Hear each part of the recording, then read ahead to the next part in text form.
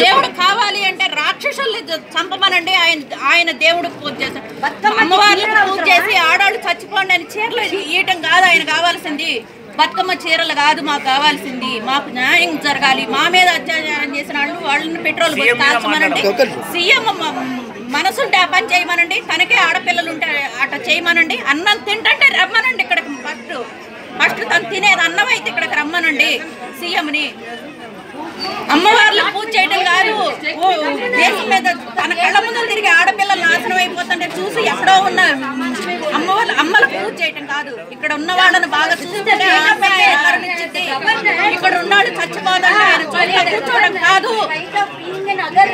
అది మేము అడుగుతుంది. ఆయనకి ఎందుకు కనికరం ఉండడం లేదు? అవును రావాలి, సీఎం రావాలి. ఆ నలుగురిని తీసుకొని సీఎం ఇక్కడికి రావాలి.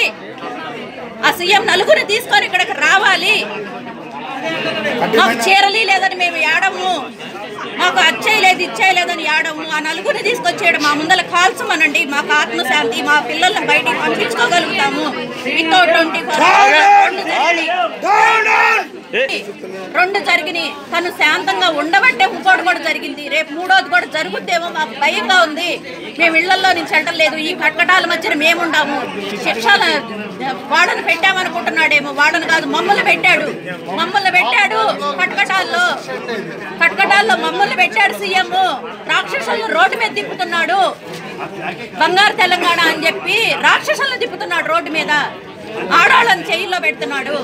ఏంది ఇది న్యాయమా? ఇది న్యాయమా అని సీఎంని అడుగుతున్నాము. సీఎం గారు తనకి ఒక మనవరాలు ఉంది కదా, తన పరిస్థితి ఏంటి? రేపు బయటికి పంపకుండా ఇంట్లో పెట్టుకుంటాడా? చదివించట్లేదా? ఇంట్లో పెట్టుకుంటున్నాడా?